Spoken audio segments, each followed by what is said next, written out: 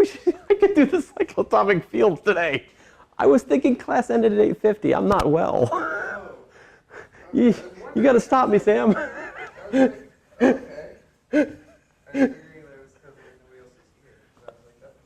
Oh my goodness, I'm such an idiot. No, it wasn't that. I just thought class was 5 minutes over. Sad. Wow.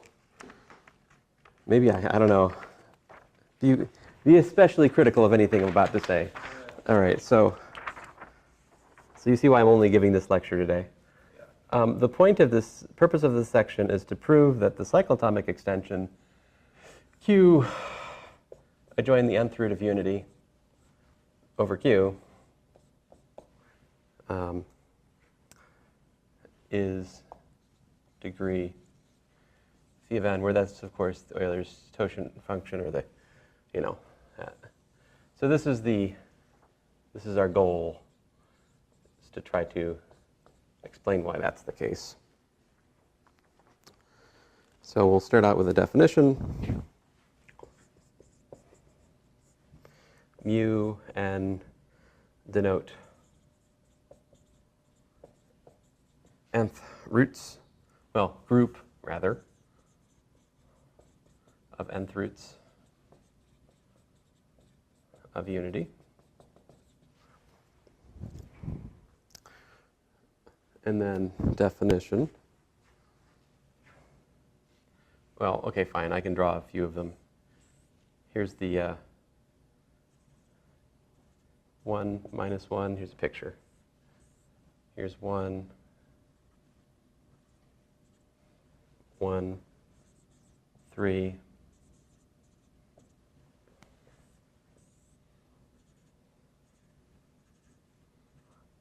1, I, minus 1, minus I being the fourth root unity, etc. So these form a group, because if you multiply any two of them together, you get another one. They always got an inverse. And it's a cyclic. It's a cyclic group, right? It's isomorphic to the cyclic group of order n. And of course, the generators, there's only, how many generators are to this group? Well, we know there's phi n generators, right? Where phi n is the number of what? What is phi n?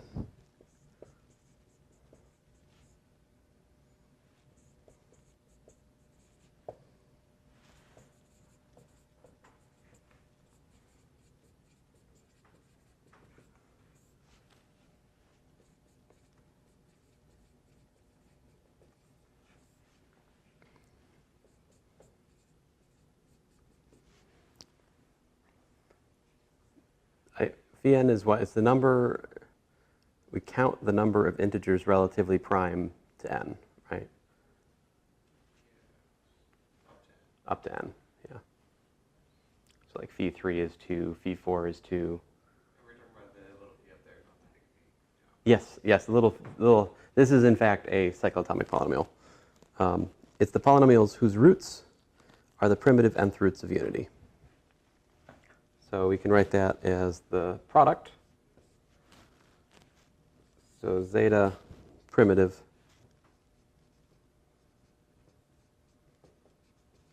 in mu n. So to say it's a primitive in un is just to say it's a generator of that group, right?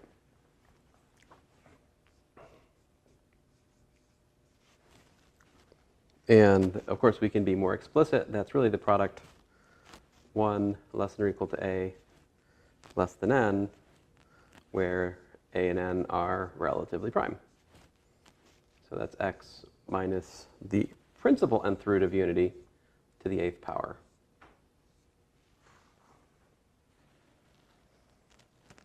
And of course, this is, that's manifestly the degree of this is clearly what?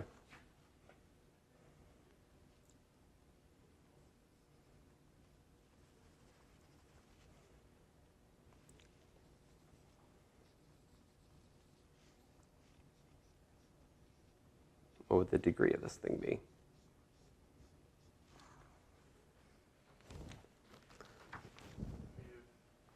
Right, the degree is phi of n because it's the number of integers relatively prime to n. Yeah.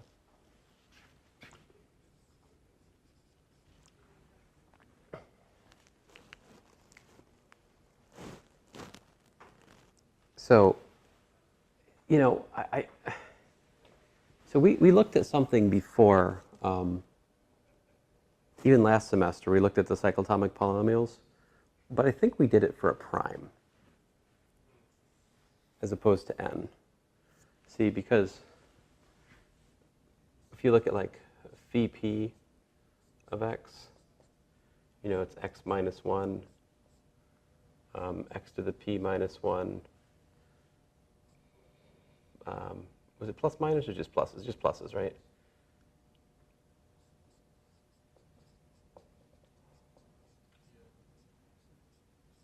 That factorization. And then we said, well, this was not, excuse me, this wasn't phi p to the x. This was, excuse me, this is x to the p minus 1. This thing we said was phi p of x. Now that at the moment would not seem to have a direct connection with this, right? Oh, so if we set x to n minus 1 where n is not a prime, then the thing on the right would still be the same form, but it wouldn't be phi of x, because it wouldn't be alternative. Yeah, I'm not, well, say again, I'm sorry. If we said x to n minus 1, and then we factored it like that, then the thing on the right would still be the same form, but it wouldn't be phi p or phi n of x, That's what I'm thinking. because they wouldn't all be primitive. Right. Yeah, I think something like that. So, for example, if we did x to the 4th minus 1, we get, you know, x squared minus 1 times x squared plus 1. Right. And that should be equal to x minus 1 times x cubed plus x squared plus 1. According to the formula here above. Yeah. Wait. well, I mean, we can always do this, I suppose. Right? I mean, I think if we look at x to the n minus 1, we can always factor it as to like x minus the first root of unity, x minus 1, x minus second root of unity, third root of unity, irrespective of whether or not they're primitive. Right, exactly. The primitive ones are the ones that go into making the cyclotomic polynomial. What are the generators for example, for this one? They're right. So that's why these two things go together to give us phi 4 of x is x squared plus 1. I'm a little bit, personally, I'm a little bit confused about the p equals 2 case, though, I'll admit. I don't know how to understand my P equals 2, the only generator is minus 1, so you have x squared minus 1 equals x plus 1 times x minus 1. X minus 1 is b sub 2 of x.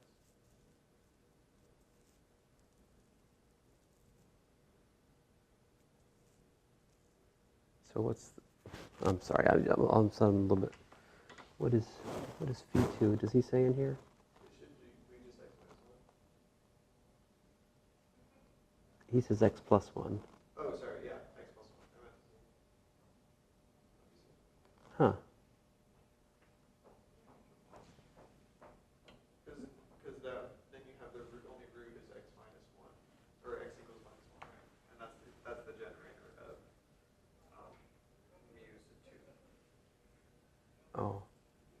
Oh, right, because of course 1 does not generate mu sub 2. Right. I'm an idiot. Thank you.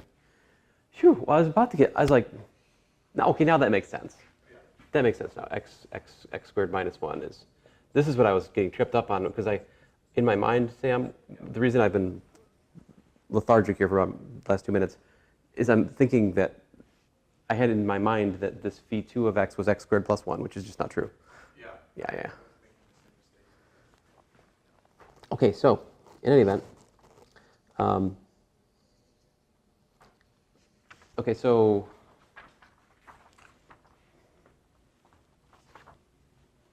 I think I can get rid of this.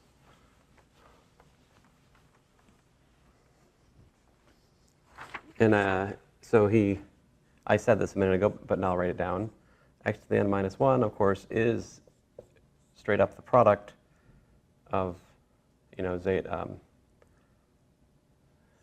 zeta in mu n, right? X minus zeta.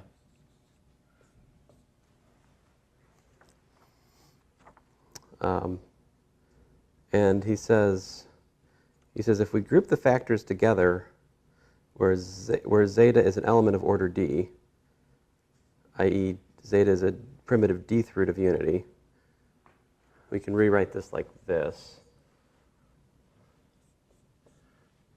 Product d divides n, product good grief, zeta in mu d, zeta primitive,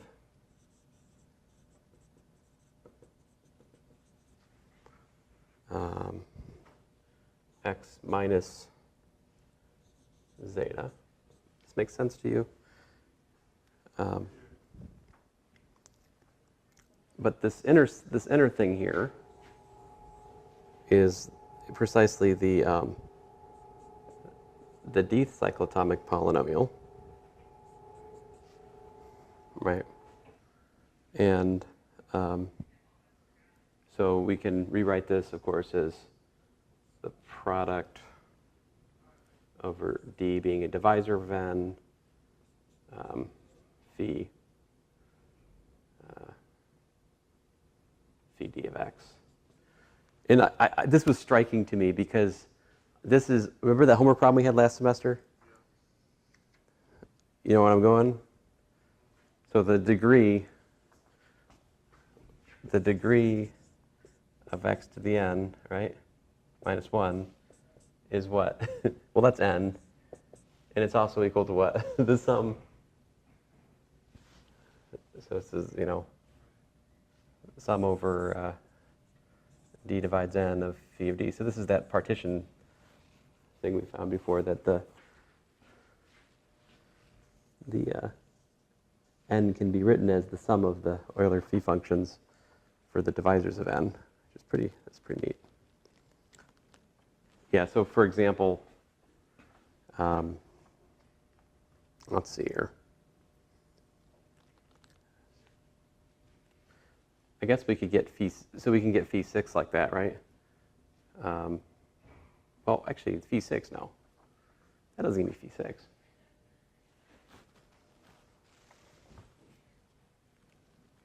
Oh, no, I actually am over. Well, anyway, let me just tell you the punchline here. I think we've done enough damage here.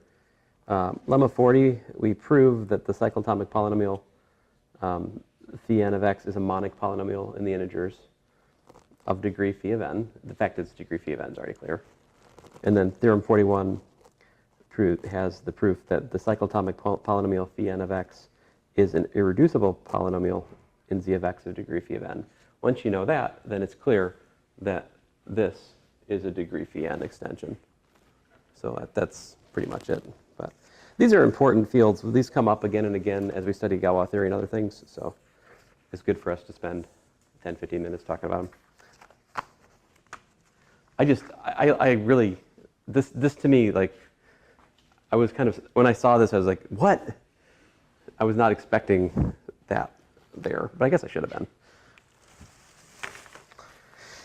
Well, I think that's about all I got in for me. This is the one and only lecture I'm giving today. I'm still not quite right. I realized